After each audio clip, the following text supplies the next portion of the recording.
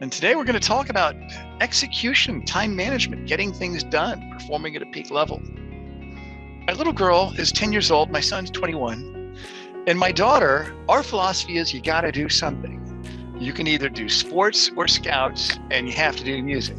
You choose whatever instrument it is. That's the way it is. I don't want to do whatever. Nope, sorry, Charlie, you're in our family. That's what you got to do. You can go and be in someone else's family, help yourself. No, I'm just kidding. I didn't say that. But that's the way it is. And so she started piano and she really likes it. She really likes it. And the rule is, from her instructor, you got to practice every day. And you got to play it every day, 10 minutes. And last night, she said, I don't feel like it. And I told her, I said, that's exactly why you should do it. And I explained to her that everybody doesn't feel like doing things at certain times. And those people that are number one in the world, and not like I'm telling my kid, you gotta be number one in the world. No, it's not that. Those people that do really well, the one thing that separates them from everybody else is that they do what they're supposed to do, even when they don't feel like it. And especially when they don't feel like it. And I'm gonna be honest with you. I've been doing this business since 1995, longer than some of you have been alive, a long time. And to this day, I still feel some hesitation about picking up the phone. So what I do, I come up with habits that help me to push past that inherent resistance. And I believe that every day, and I'm just being honest, I'm just telling you about how I feel absolutely ready to make phone calls every day around 4:30 in the afternoon. That's when I'm ready to get started. What's the problem with that? I've only got 30 minutes left, but that's when I'm raring to go. I'm ready to go at 4:30. So if you depend on the feeling to do this business and to do the work, you're not going to get much done. And that's just the way it is. If you want to be number one in the world, if you want to do really well at something, no matter what it is, it will be a grind. I want to be a professional musician, probably one of the most successful musicians in the world, Elton John, put the time in. Was it because Mozart's father, Mozart was a genius, or was it because his father was a music professor and made his kid practice every day? There's a reason why people are successful. So I'm going to share with you a model of success that I think is going to help you. And it's going to help you, and we're going to start like big picture going in. It's going to help you not just in recruiting, but in all of your other areas. So I want you to do this. If you could type something in the chat box for me. What do you think is your biggest challenge in terms of getting things done? If you could just be bold. Well, I'm not going to read people's names out here, but what's your biggest challenge in terms of getting things done? Do you procrastinate? Is it a matter of priorities and not knowing what to do first? What do you think that is? And put that in the chat box and let's see what sort of answers we have. Getting distracted. Distractions. Right. Getting distracted. Oh, hold on a second. My phone's ringing. No, I'm just kidding. I was distracted. I wasn't really distracted. I was just jokingly. I was. Being able to take priorities, taking care of putting out fires. Everything's a priority. So I think we see some trends because there's so much that we have going on. I always say start with the big rocks in the bucket, so to speak. So other people, when I've done these surveys before, they say they feel overwhelmed. They don't stay focused. They're not completing their tasks. They get distracted easily and they get interrupted by colleagues. So think of it about time management. People say, I want to be a better time manager. But the problem with that is that time management is a myth. You cannot control time. What we can control is ourselves. So change your thinking. It's not time management, it's self-mastery is what that is. So there are 4 concepts related to achievement and to what we talk about performing at a high level. There are 4 concepts. The first is intention. And write these down, please. What is your intention? What is it that you intend to accomplish? That has everything to do with strategy. Where are you going? What are your goals? What are your targets? The second concept is focus. Being able to take that one action and focus on that. The third concept is intensity. How much energy are you applying to accomplishing that task? And the fourth is execution, actually doing the work. So think about that. Nothing else relates to execution, to getting things done, except for those four things. What is our intention? What is our focus, our intensity, and the execution, actually doing the work? So what is our intention? Starts from the big picture strategically and then go in.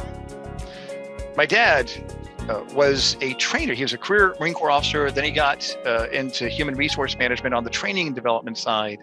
And that's what he did his career. And you know how when you're a teenager, what does your dad do? I'm not sure. And then you go to college, and then you start working in the world. And then in the Navy, I became a trainer after I finished my sea tour on a ship. I was a leadership trainer. And I was 24. That's the age where you actually do know everything. And I remember looking at my dad's books on the bookshelf and thinking, I've read that one. And I remember having a conversation with him. What do you do again? And he was actually doing the exact same thing I was doing. And it was a very special time in our life because you know how it is, boys talk with their dads about golf and their cars, and that's about it. You know, and we had another texture to our relationship. And he shared something with me that I'll share with you, that if we break our goals down into 6 areas, and he shared this with me, that as he was doing training with executives within his company, and he worked for big companies and then for the state, he said, look at it with these 6 different areas. And this is a way that you can measure your balance in your life, and that you can actually measure your success in each of these areas. And write these down. The first area is your business or your job. That's number 1. The second is your personal finances. The third is your family, or if you're single, those people who are close to you, your close friends. The fourth is physical fitness and health. The fifth is recreation. Gotta have that. And the sixth are mental or even spiritual things that are important to you. Our mental health. So those are the 6 areas of our lives. And there's 2 ways we can do this with with measuring these. One of them is to start out with our annual goals. And with each of these goals, I would recommend doing this year. What are the 2 or 3 things you want to accomplish in each of those 6 areas? And write them down. And ladies and gentlemen, if you do that, you have spent more time doing your life planning than anybody else out there. And I always wonder, some people, when I talk about this, they say, come on, just quit talking about this work-life balance nonsense and tell us how we can make more placements. Well, this is exactly how you make more placements. I have recruited through divorce. I've recruited through disability in my own life. And if you have something that is weighing on you in one of these other areas, it will come through in your daily performance at work. We're human beings. You have something heavy on your mind. Well, how are you going to be able to pick up the phone and put energy into your sales conversation if you're thinking about something else that's weighing heavily on your heart? And we all go through peaks and valleys. We do have things like that happen to us, of course. So write a goal for number 1. What are the 2 or 3 things you want to accomplish in your business or your job this year? How much do you want to bill? How many placements do you want to make? That's a good place to start. I want to bill X number of dollars or make X number of placements this year. The second category, personal finances. How much do you want to put away in terms of investments? Write that down. If you don't have a wealth manager, find one that's going to help you come up with a plan. I want to put money away I want to pay off debt. Help me manage this monster. I don't know what to do. Get some help. Make a goal in terms of personal finances. Nothing is ever accomplished with random chance. Successful people don't all of a sudden wake up someday, oh my gosh, how did I become a millionaire? How did that happen? They're very deliberate and intentional about that. They had a plan. Number 3, family goals. I think it's good to have some family goals. I have one date night once a week. Hugs every day for each member of my family. It doesn't have to be a measurable goal. It can be an attitude that you're writing down, such as only kind words or listen first before I speak. What are some family goals you can have? Vacations for your family also. We're going to Disney in May. Write that down. Number 4, physical fitness goals. What are your physical fitness goals? You know, after COVID-19, 19 pounds, I think. I'm just 2 inches too short. I'm really at the perfect weight. I'm just 2 inches too short. That's my problem. But I made a goal to work out more time on the treadmill, more time on the elliptical. What physical fitness goals do you have?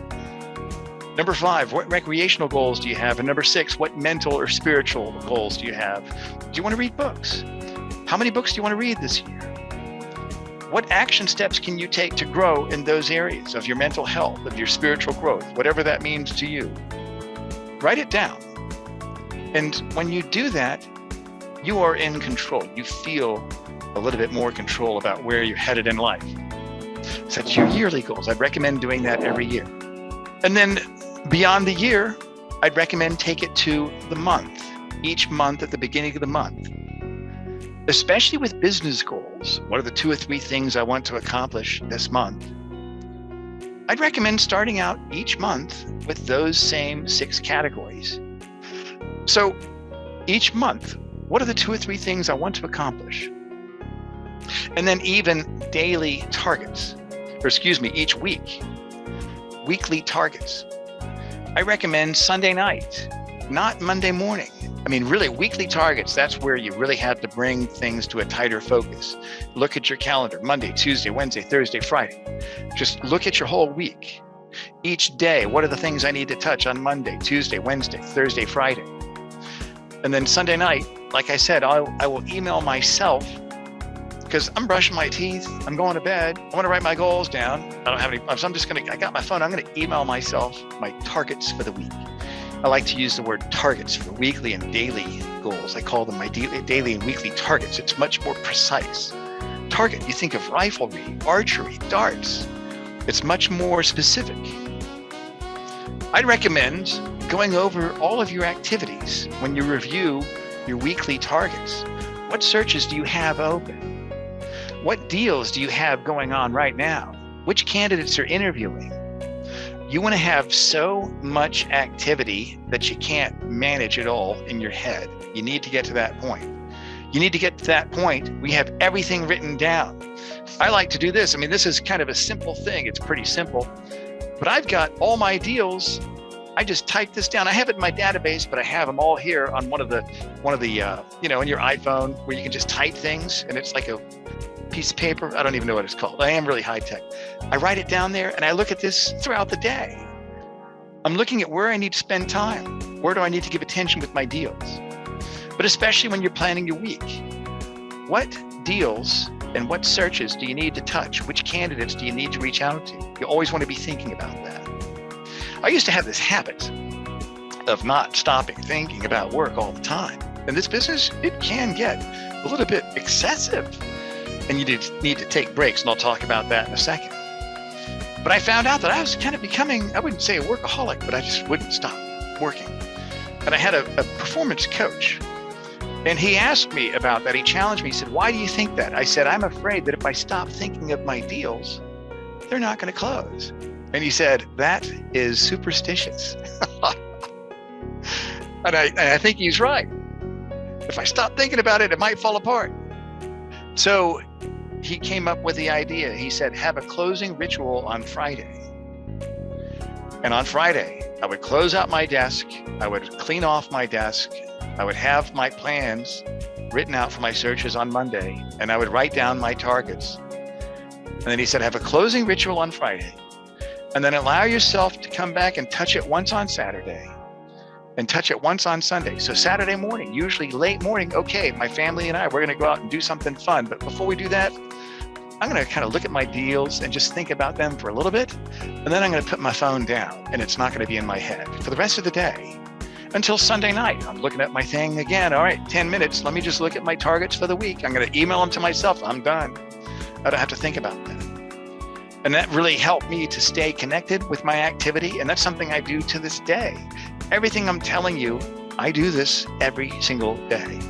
And I'm not God's gift to recruiting. I don't work more than 40 hours a week. I'm not doing, if it's 45 hours a week, that's a lot. Because after you have so much time on the phone, eventually, if you've put too much time on there, most people don't even get to half of where they need to be. So we'll talk about phone time in a second as well. So we talked about our intention. Your intention. What are the 2 or 3 things you need to accomplish for the day? Before you leave work today, Monday afternoon, ask yourself for tomorrow. And of course, do the monthly goals, yearly goals, monthly, weekly, before the end of the day. Just spend some time going over that. And then you're ending your day today, 4:30, 4:45. Look at tomorrow, Tuesday. What are 2 or 3 things I need to accomplish? If I don't accomplish anything else except for these 2 or 3 things, and I can call it a good day, what are they? You don't have to get high tech with this. You could write that down on a yellow sticky note and leave that on your computer monitor and leave. Go home. Don't even think about work at night. Seriously, you need to take a break. So your intention. I'd recommend that when you plan your day, go through your entire calendar on your day. Let's say you have your daily calendar, Microsoft Outlook. That's what I use, whatever you use. You have your calendar there. I'd recommend you plan your day and create a budget for your day. So you're creating a budget for how you allocate your time. That's exactly what you're doing. You're creating a budget for your day. What does that mean? Well, I would start with the most important items first, the big rocks in the bucket. What I mean by that, it's the story of you've got a bucket. How do you fill it up? You put the big rocks in first, and then the medium rocks and the small rocks, and then the sand. That's how you fill it up. Start with the most important items first. Now, how do we determine what the most important items are?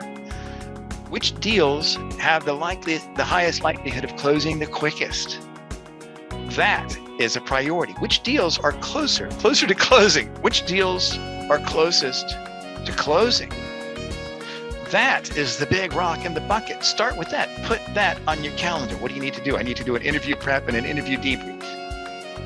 That's on your calendar, 11:30 and 11:45. Start with that. And then I would recommend starting in the morning. Who are the first 5 people you're going to call? And write them on your calendar by name. This membrane of resistance of making the call is so strong that people will spend so many hours of busy work that they're not on the telephone. The reality of direct hire recruiting is that this has been and always will be a telephone business. Why is that? Well, I want it to be clicky. I want it to be just sending emails or LinkedIn messages. An acronym I came up years ago, I just want to tweet my way to recruiting success. Well, Twitter stands for time wasted in trying to escape rejection. That's what Twitter really stands for. Quote me. If you say that, quote me. It's my thing. I believe that. Oh, I don't want to talk to anybody. They might tell me no. So I'm going to tweet my way to success. No. You need to have one-on-one contact with people.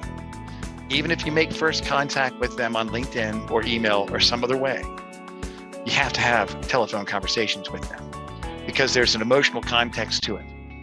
They'll give you a no, and you might learn how you can overcome that objection in a good way and move it forward.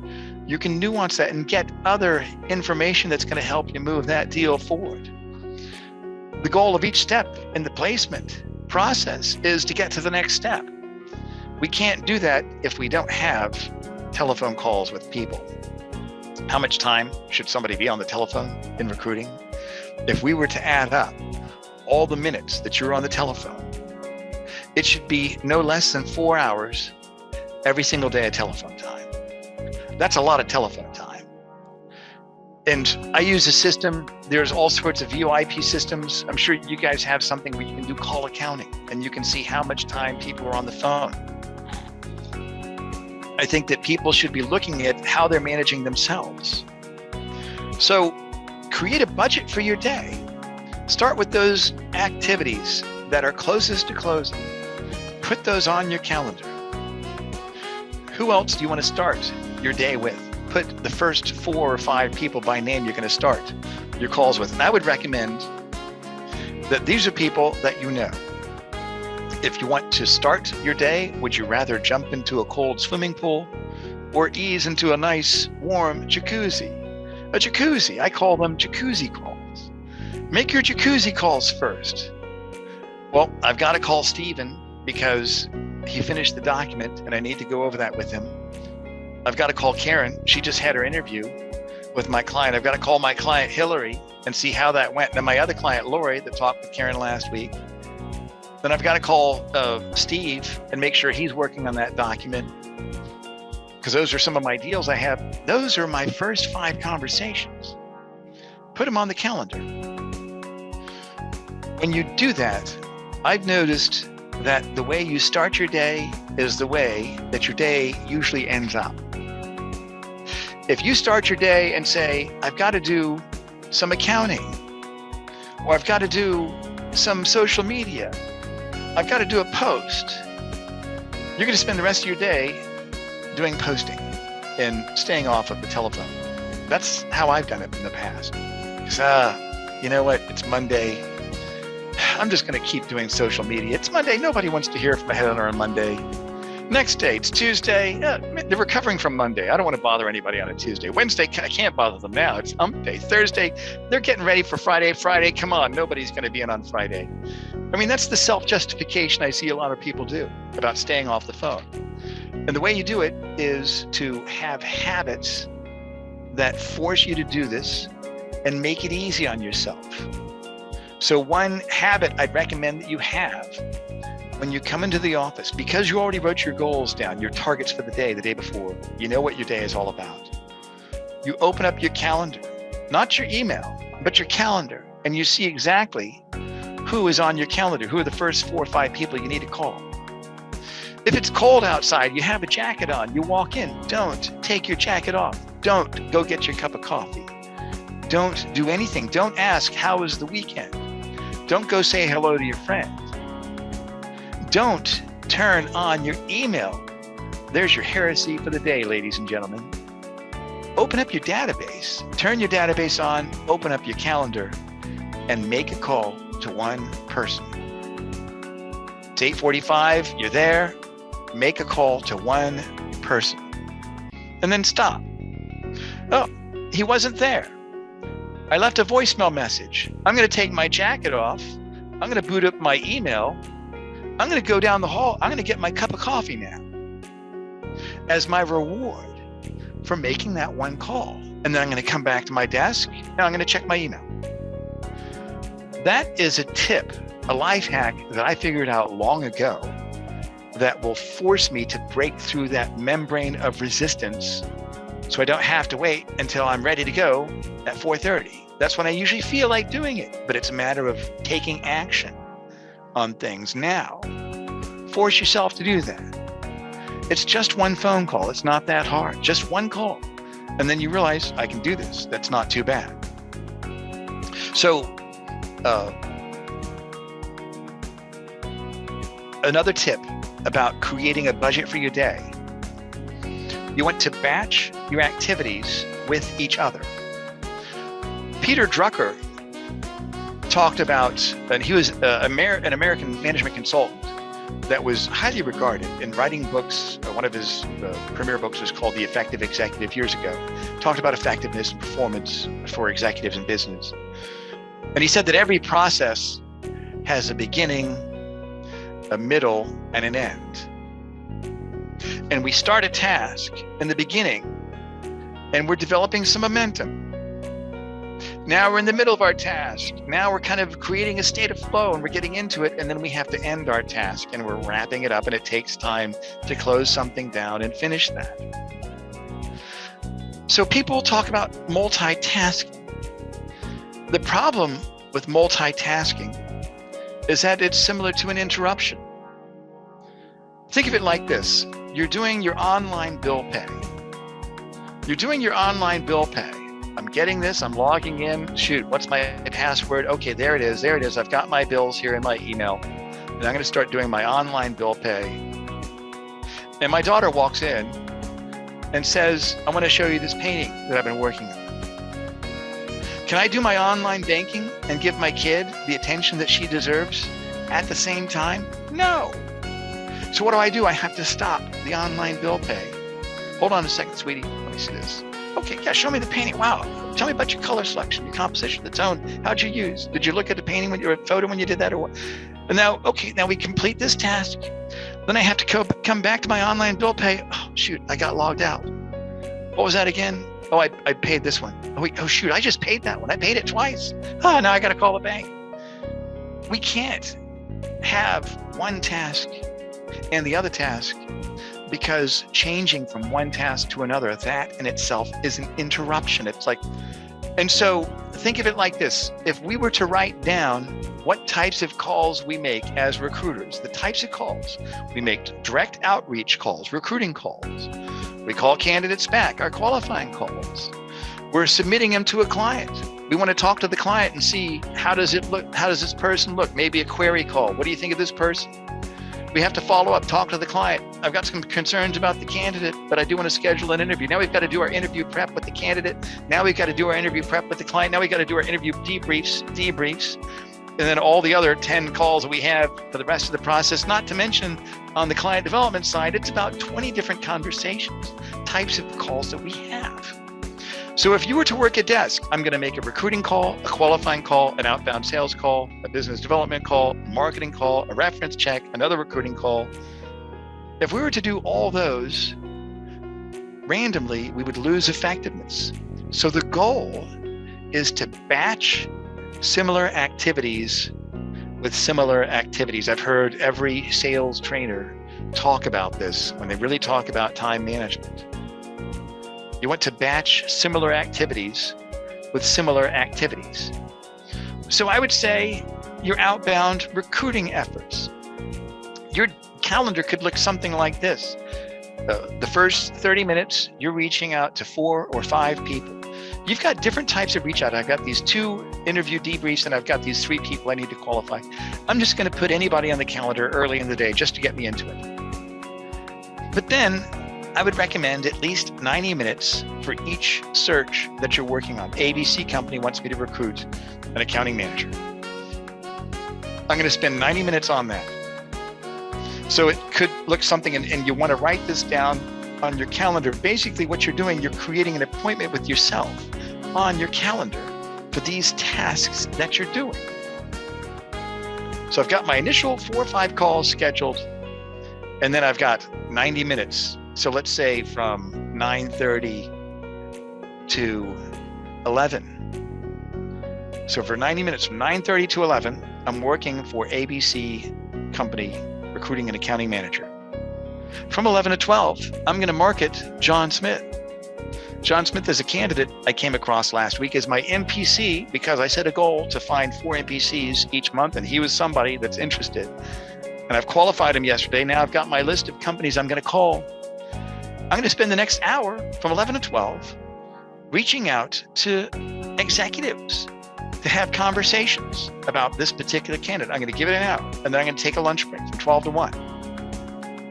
1 to 1:30, I'll put on my calendar, return calls. Calls come in, I'm going to have some margin time there, or I could call it admin time. I might have some emails, things like that I need to write. I would recommend actually putting that down. If you have to write emails to send people that are going to take some time, put it on your calendar. But I usually like to get like 3 or 4. Okay, I've got these 3 submissions.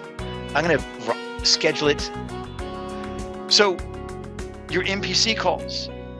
You're going to spend 1 hour, you're going to take a break. You're going to spend 30 minutes doing admin work or scheduling an hour if you need to have some admin time, let's say 1 to 2. And then another 90 minutes for another outbound search. XYZ company is looking for an account manager. So from 2 to 3:30, we're going to do that.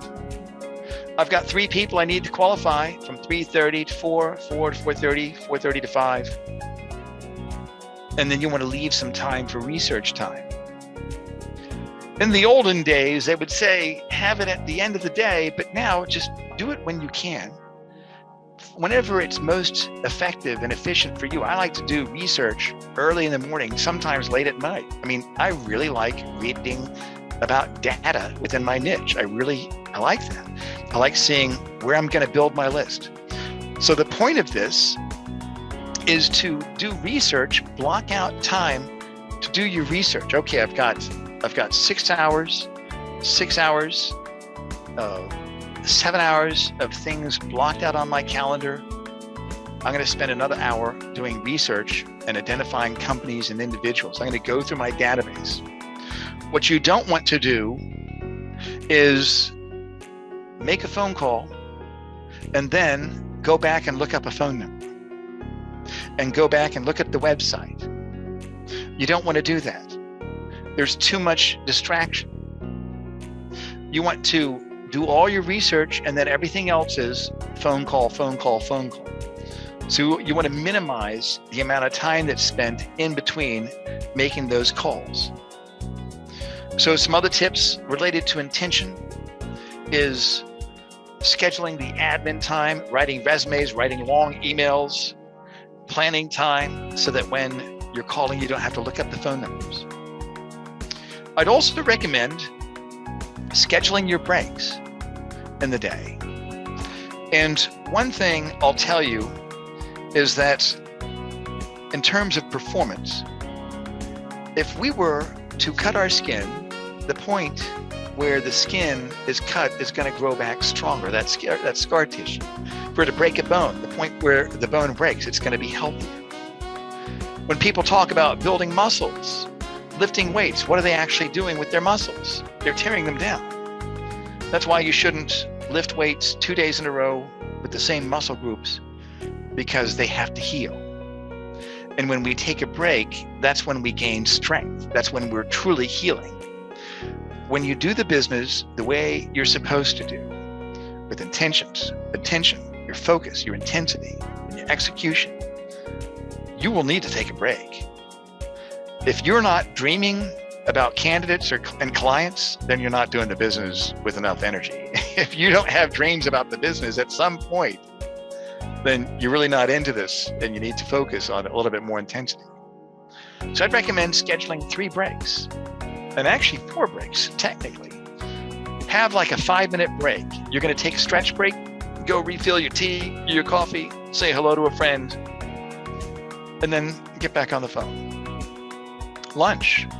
I think you should spend at least minimum half hour to an hour of not doing recruiting or selling work. This one trainer, I remember he said that work through lunch, just have a productive lunch. Bring your lunch, eat there, and work all the way through lunch. And I'm like, man, I would go crazy. That's just me. Take a break, go outside, write a poem, send a nice email. Send a romantic and steamy text to your spouse. Take a break from work. You got to think about something other than work, because that gives you healing. It truly does, because you need it to perform at a high level. And then after lunch, you come back, and then another short break at the end of the day. And then at the end, you plan your day for the next day, and then you're done. And that's your final break for the day. You don't have to think about it. You don't have to think about this work anymore, really. So that's how we need to execute and perform at a high level. What we're doing is, I think, having some sort of a game. I've come up with different tools that keep people engaged, that really break it down. And here's an example of this. If you were looking at increasing your output, you can create a game. All sorts of different games with this. What I would recommend is print out a calendar sheet that's blank, like for the day. And do this with yourself and be extremely honest with yourself. Every time you do something, write it down on the sheet. Every time you get up from your desk, write it down. Got up from desk, sent personal email, got on Facebook. And then if you just did this for a day, you would see how much work you're not doing. You're seeing that you're truly scattered. And what's interesting is that just by doing this exercise, there's an immediate correction because you're aware. Another tip I'd recommend is this. I would print out my daily sheet, and I would use a red pen, like, you know how it's like 9 o'clock to 10 o'clock, 10 o'clock to 11 o'clock. Within that hour of time, I would take a red pen, like a felt pen, and every time I was doing something that I wasn't supposed to do, I would put a red dot in that section between 9 and 10. I did something I'm really not scheduled to be doing. I would have 10 red dots in that hour. It will really show you how ineffective we are at executing, at getting our time in the right path. So use a red pen, do that exercise. How many times are you off task? The very act of doing this makes you more effective now because now you're aware. You're aware that you're not spending your time productively. This is something that everybody faces.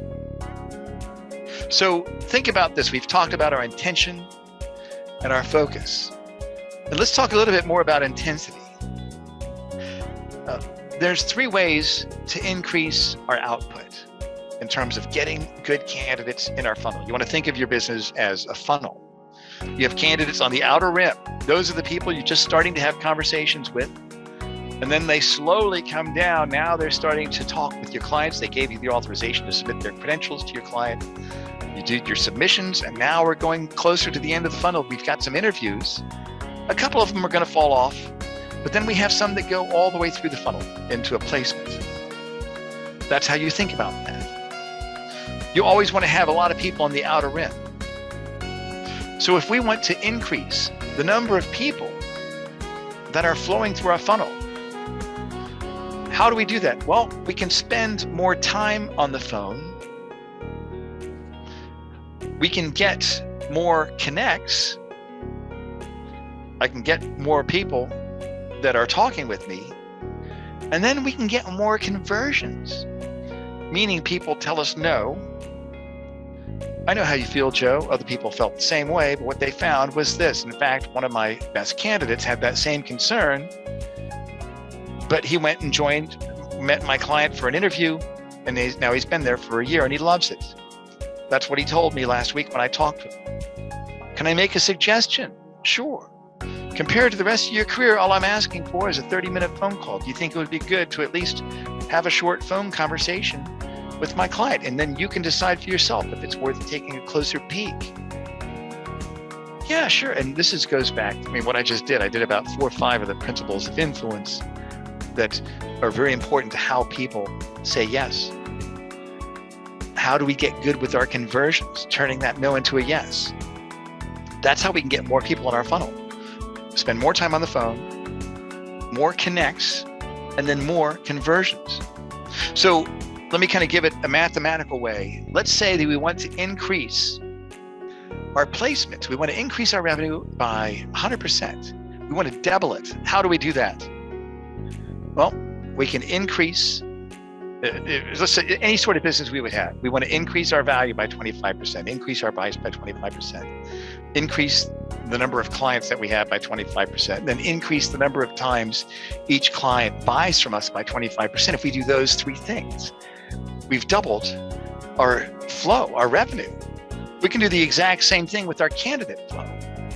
We can increase the amount of time that we are spending on the phone by 25%. We can increase our connect rate by 25%, and then our conversion rate by 25% if we get very good with our salesmanship, converting a no to a yes.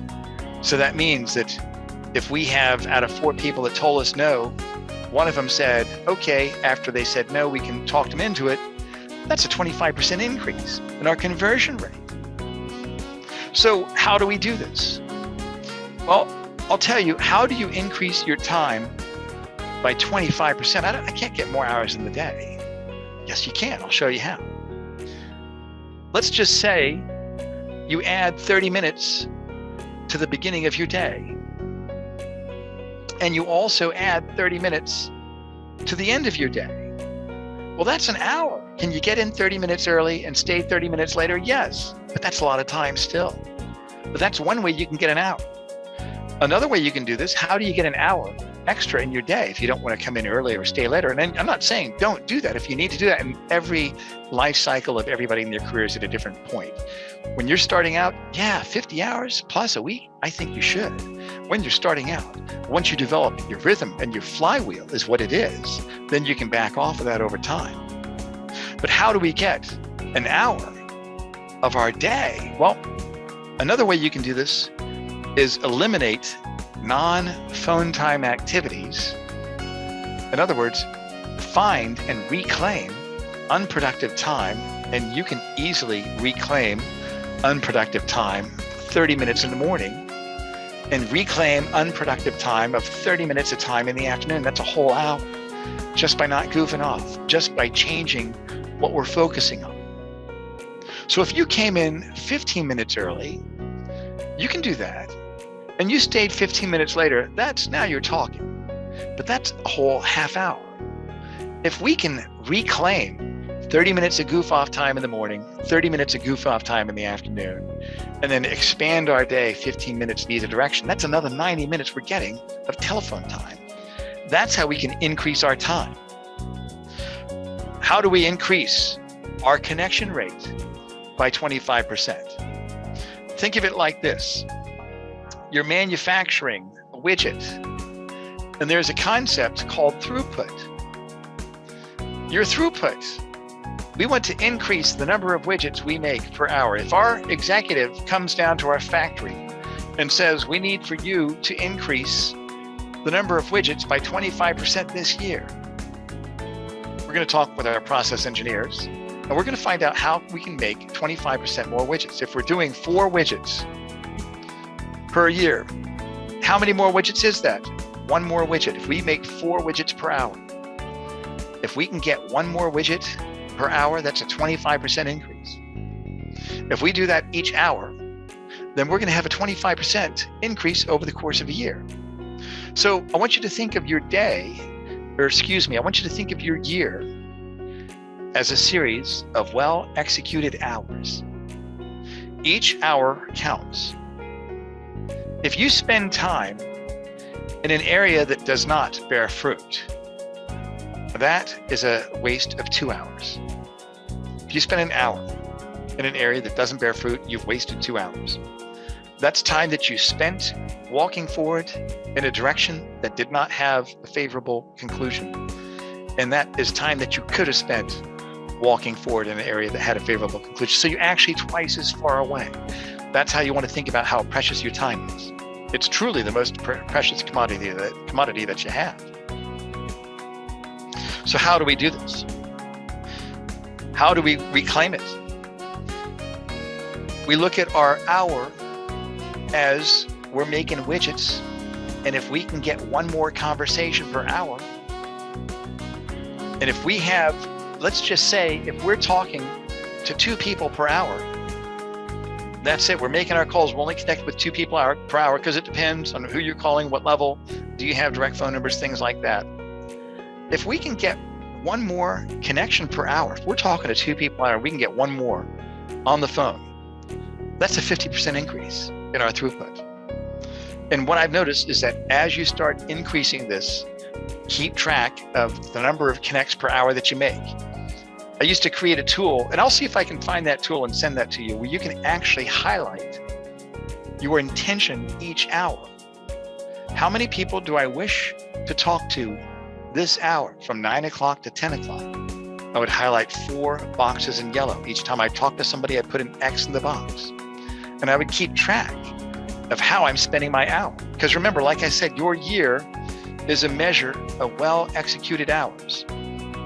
So think of it as the productivity of a machine, a process or a system over a unit period. You're expressing that in a figure of merit or a meaningful amount. That's exactly what we're doing. So I would recommend testing some of these ideas and seeing if they work. Keep track of how many people you're talking to per hour. How many people is that? Can you increase that? If you can increase the number of connections you're making per hour, you're increasing everything. Can you increase your time? Yes, we can. Let's expand it by 15 minutes either direction, and let's reclaim an hour extra a day by reclaiming 30 minutes worth of goof off time in the morning and 30 minutes worth of goof off time in the afternoon. We've increased our time. Let's increase our effectiveness at converting people from a no into a yes, using some of the techniques we've learned in this program, our salesmanship. And then finally, increasing our connect rate. If we can increase our connect rate by 25%, if we do those three things, we've doubled our candidate flow. Let me share some other life hacks with you. At the end of the day, I would recommend keeping track of your own data. You have managers that manage you, and every manager is looking at metrics. Some people say, oh, I don't want to be micromanaged. Well, what do you mean by that? Well, they're keeping track of my numbers. Well, everybody has numbers. You go to the doctor's office, they're going to check your blood pressure. Whether you like it or not, you got numbers. That's how they determine, are there any problem areas that we need to work on? So tracking certain things that are important to you, I'd recommend tracking. You can track your phone time. How much time were you on the phone each day? One thing I do, and I'd recommend this has been something I've been doing since 2017, pretty much every day at the end of the day. I have an Excel spreadsheet, and it goes back 2017. I document just a few things. One of them is, what was my greatest achievement of the day? What was the big win I had? I got a submission. I got a couple of send-outs. I was able to overcome an objection, got an offer, had 3 interviews take place today, whatever it was. What were those victories that you had? What was your greatest achievement? Write that down. The second column, those are my lessons learned. What did I learn today? And usually it's something I messed up on.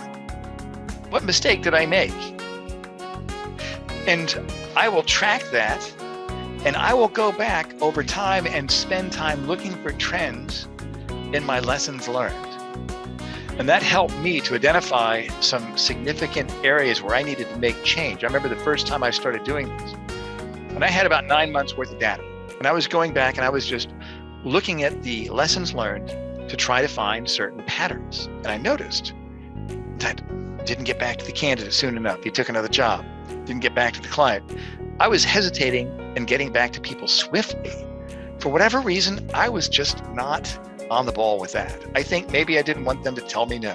Who knows? Well, I don't want to call that guy. Yeah, I don't think he's going to be interested anyways, even though he said he was. I just wouldn't get back to people. And that awareness helped me to focus on it. It helped me to set goals where I would fix that deficit. The other things I measure 2 other things. Submissions. I submit a candidate to a client, and I would document how many submissions did I have that week. And then I tabulate that. Did I hit my weekly targets? Did I hit my monthly goals? And then the final one were send-outs or first round interviews, face-to-face interviews. And I would track that. Each week, I think you should have a goal of X number of submissions and X number of send-outs, first round interviews. As a bare minimum, that is what you should be measuring. I think 5 and 2, 5 submissions and 2 send-outs or interviews a week is a really good pace.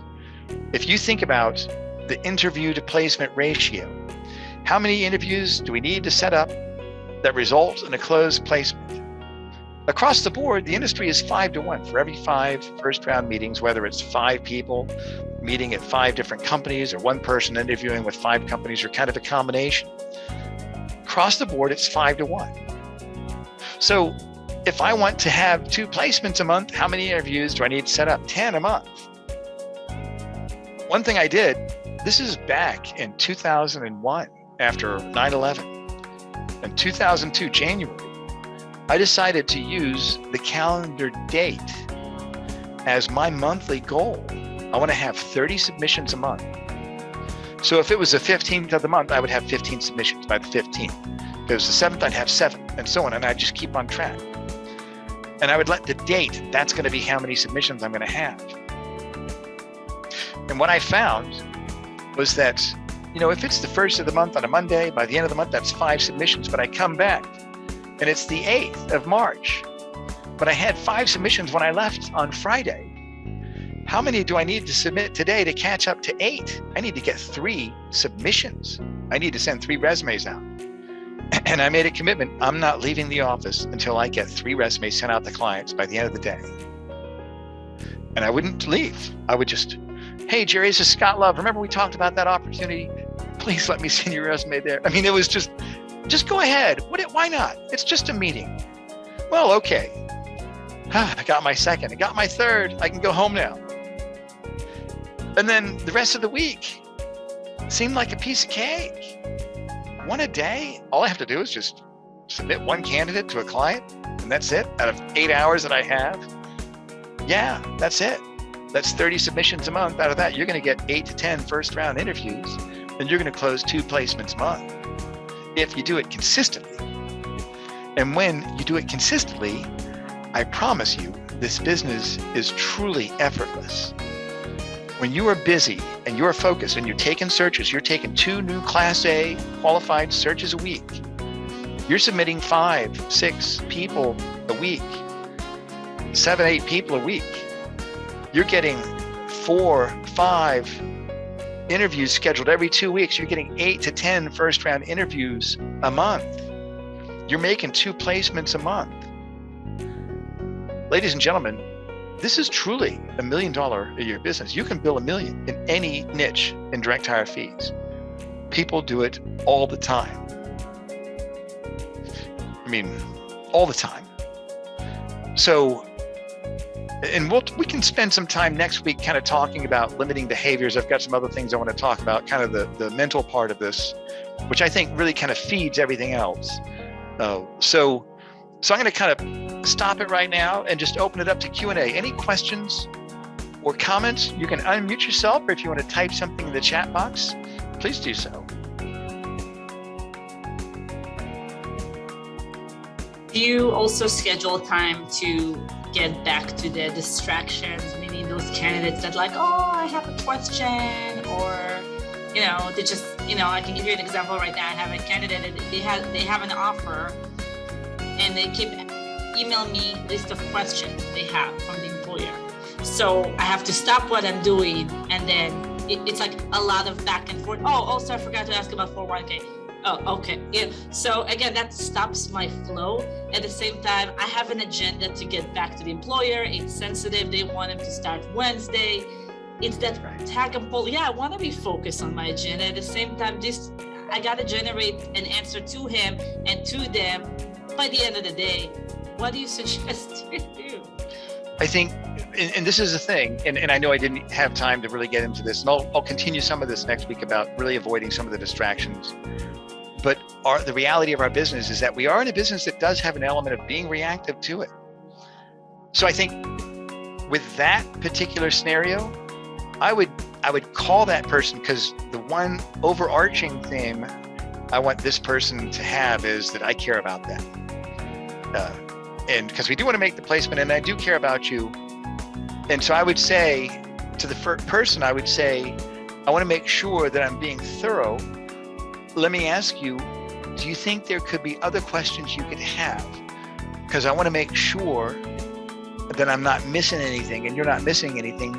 I would say, why don't you and I talk at the end of the day and talk with your spouse and see what other questions you all have. And so that way we can just knock them out one at a time and just get them all done. How does that sound? So I want them to know I'm on their side. And I always want candidates to know I'm on their side. So that's what I'd recommend with that particular scenario. Great question. Yeah. And the priority is anything towards the end of the process is a priority. And about where we spend our time, don't take this the wrong way, but we need to be selfish with our time. If I have a candidate and one of my colleagues, Kayla, here's somebody, what do you think? And I'm like, that's not the kind of person that has a quality our clients want.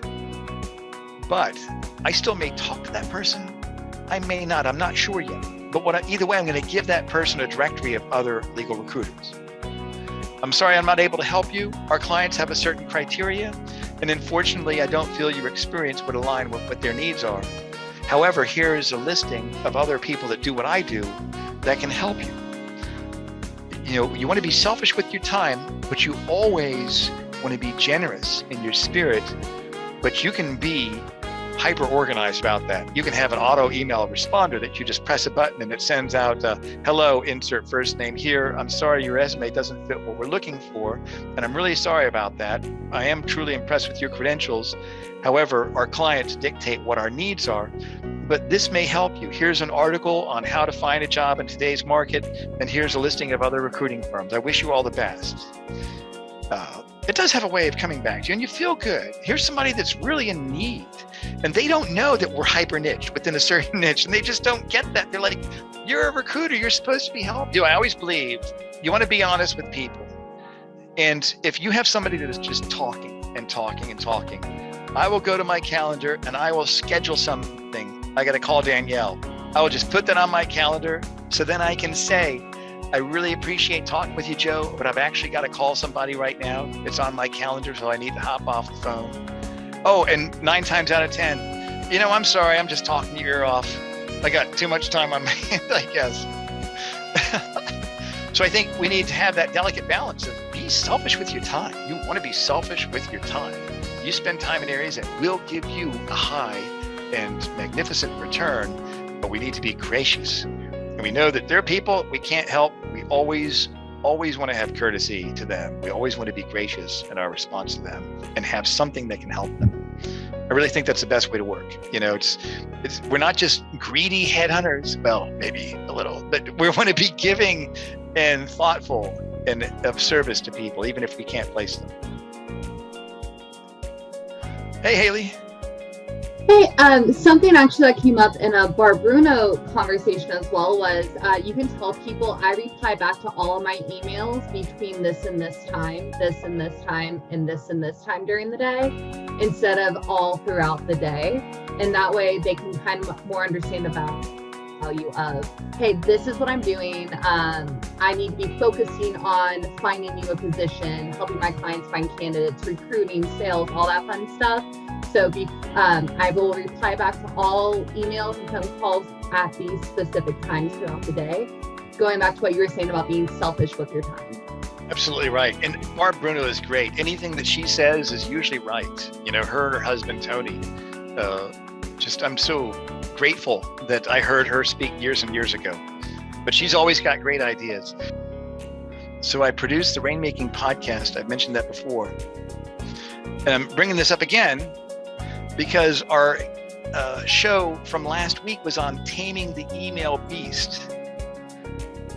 There's an expert, and she consults mostly the law firms, but professional services firms, same thing, same issues.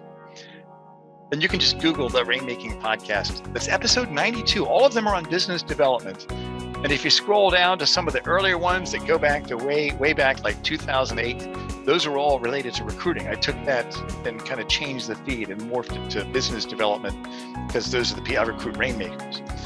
But I thought that particular show this week could be helpful to all of you. Great. Thank you, Scott. Great. Well, we will talk with you guys next time. Wonderful. Thank you. Good information as always. Thank you. Right. See you guys later. Thank Bye, you. everyone. Bye. Thank you, Scott. Thank you.